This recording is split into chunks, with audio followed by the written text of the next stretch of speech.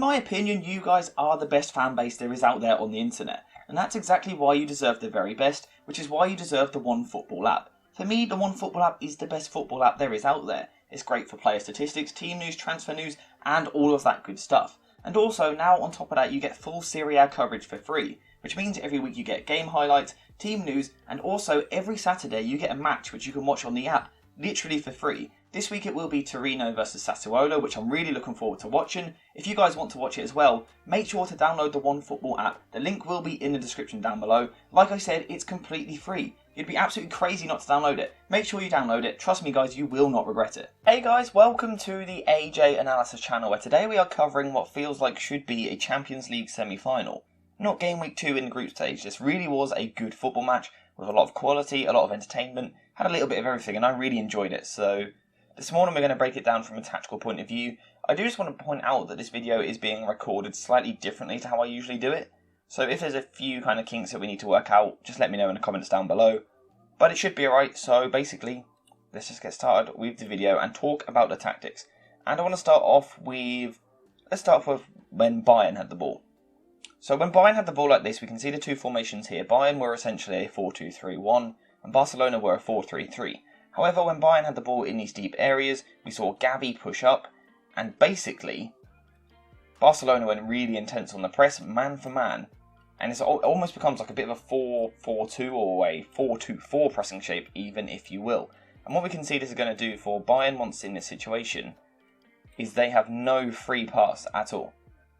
And this was, like I said, this was the first half in particular. Barcelona were really intense with the way that they pressed, and Bayern couldn't find a way out. Now, they weren't helped by the fact that Neuer was uncharacteristically poor and sloppy on the ball, and he just never really looked comfortable, especially kicking with his left foot. But in general, you can see that Bayern can't really play out here because they are being marked man for man. Now, the one kind of instance they did have where they could get out was if Hernandez would drop into the box and get the ball, because obviously Gavi from the goal kick couldn't instantly press him. But even then still, he had no passing option. And the only real hope they had was to go a bit longer into this central area here, where perhaps Musiala or Thomas Müller could drop in to get the ball.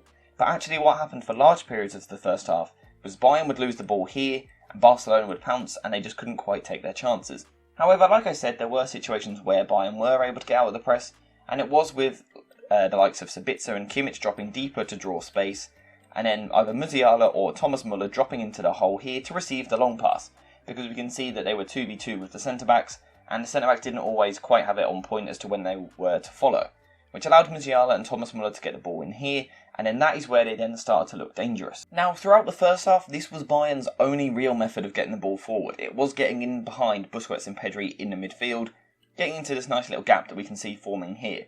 But the issue was that from this position, uncharacteristically, Bayern had no quality on the ball. We're talking about some really good footballers here with Mane, Müller, Musiala and Sane. There was just literally no quality. Their passes were sloppy, they were in the air when they should have been on the ground and vice versa, taking too many touches, and it just didn't really work. And one of the reasons that it didn't work is because the Bayern like to attack with a very narrow shape. Now at times this season already it has been a 4-3-2. In this game it was a 4-2-3-1, however it worked the same, because both Sane and Mane were both coming inside into these areas, but now we can see that they have absolutely no width with the way that they're attacking. Davies didn't really push forward because he was worried about the threat of Rafinha on the counter-attack. Kind of similar for Pavard, although he did occasionally venture forward. But what we can see is if we look in this wide area here and this area here, there was just no width for the Bayern attack. And we can kind of got a nice stat here to show it. We can see that down this left-hand side in particular, there was just nothing. We can see Pavard occasionally getting forward to support the attack down the right-hand side. And also Sane would drift out here and get the ball. But on the left, Sadio Mane was coming far too narrow. And when we go back to the tactical board here, Mane kept coming into these areas, and then with Davies not committing to bombing forward, Bayern just had no attacking width. And as a result, they had no threat at all in the first half. They had occasional half chances, but like I said, the quality on the ball, with the ball at their feet, it wasn't there. And then when the quality weren't there, they then didn't have the system either because, just like I said, the lack of width gave them a real lack of attacking threat. I am just going to quickly interrupt because we do have another sponsor for today's video, and that is JerseyFifa.com, the website you need to head to right away to get yourself the latest and greatest football shirts, all at an extremely affordable price. The link will be in the description below, so head there right away to get yourself a great shirt, again at a great price. Now back to the video. Now for Barcelona, things were different, and that was because they used a different shape. Their formation was very much a 4-3-3, but what we're going to kind of see here is that it's that typical shape we're starting to see at the moment, with one holding midfielder, kind of 2-3-8s if you will, and then wide wingers. And in terms of playing out from the back, they instantly had more success than what Bayern did. So when they had the ball in these areas, Musiala would push onto Busquets, or occasionally Muller would do it. They'd kind of swap between the two. Mane was out wide on Koundé, and then Sane on Alonso. But what this done was allowed Barcelona to play like this, force the ball one way to the centre-backs, and then step forward into these areas here. So Araujo, for example. And then Mane would come across, so Araujo might be forced to turn and play backwards. But because Mane has now pressed all the way up on Araujo, with a goalkeeper like ter Stegen having good passing, he's easily able to clip the ball over the top for Koundé, and now Barcelona are out of the press and able to play forward. And this was the key. It was kind of drawing one of the wingers in on the wide press on the centre-back, forcing them backwards, but then ter Stegen having the passing range. And this allowed Barcelona to get out of the press, from where, as I was saying a minute ago, they very much look to build possession in this modern 2-3 shape that we're seeing a lot of. So we've got this 2-3 shape in possession here, and as I was saying a minute ago, once again the centre-backs were able to step forward and carry the ball forward. But what we can see is that there isn't a clear, obvious passing option straight away. With Muller on Busquets, Gavi and Sabitzer, Kimmich and Pedri. It was essentially man for man, a 3v3 in midfield. However, there was one player who was able to turn this into an overload, and that was Robert Lewandowski, who when he was at Bayern played much more as the focal point up front, staying high, whereas in this game he was happy to drop deeper, almost like he does for Poland, to link the play. And that gave Barcelona a different attacking outlet. Something else we saw was Pedri occasionally dropping deep, Ousmane Dembele would then move narrow, and then Alonso would push forward down the left-hand side. And I thought that the technical quality of Pedri and Gavi, considering they were teenagers playing at the Allianz Arena in the Champions League, in midfield, they're an absolute joke.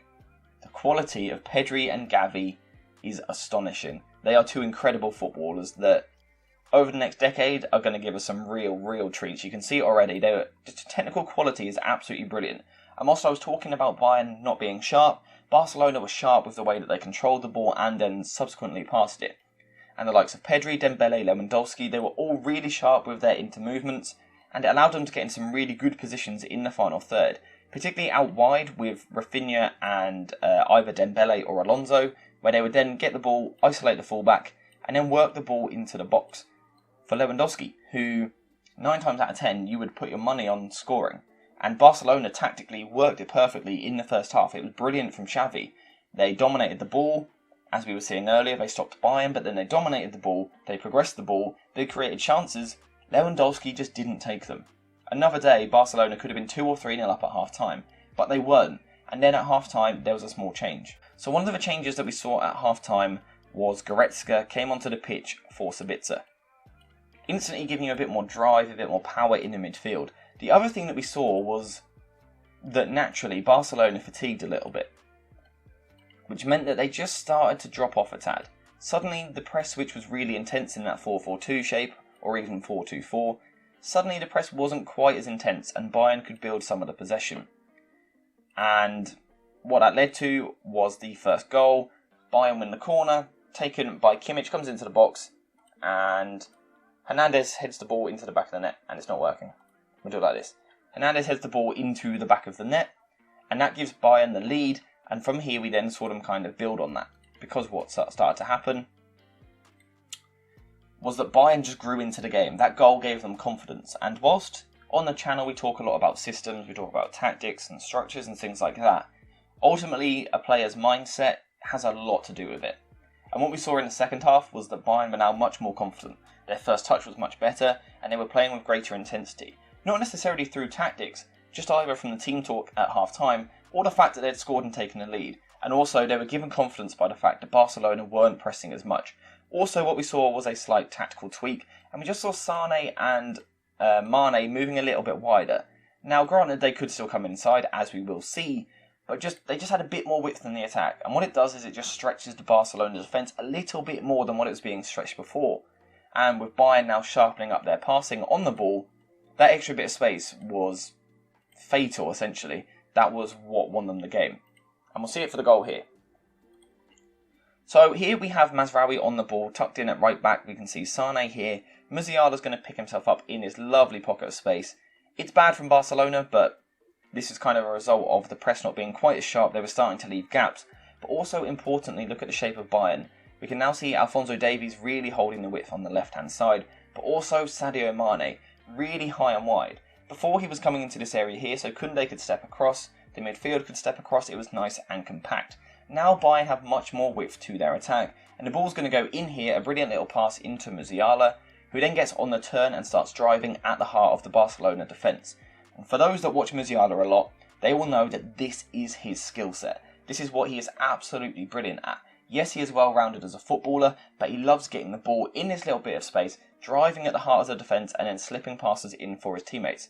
And that is what we see here. He picks the ball up, drives, plays the ball to Leroy Sané, who then takes on the defence with a brilliant touch, races through on goal and slots it past the goalkeeper. And that gives Barcelona the 2-0 lead. Kind of for the rest of the game, we see Barcelona kind of dominating, but they just didn't have that same threat that they had in the first half. And Bayern were now lethal on the counter-attack because Barcelona were obviously pushing more men forward, trying to chase the game, and it left them exposed at the back.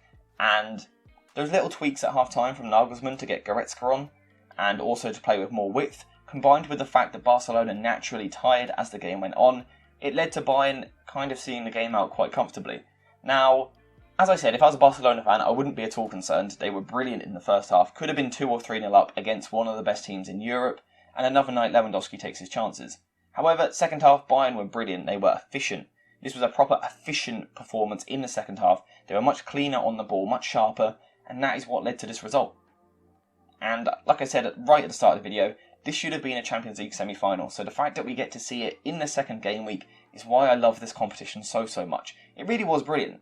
Let me know what you think though. Did you enjoy the game? Who did you think was the better team? What did you think the tactical tweaks were? Which players impressed you? Let me know all of that in the comments down below. Thank you guys for watching, and I'll see you in the next one.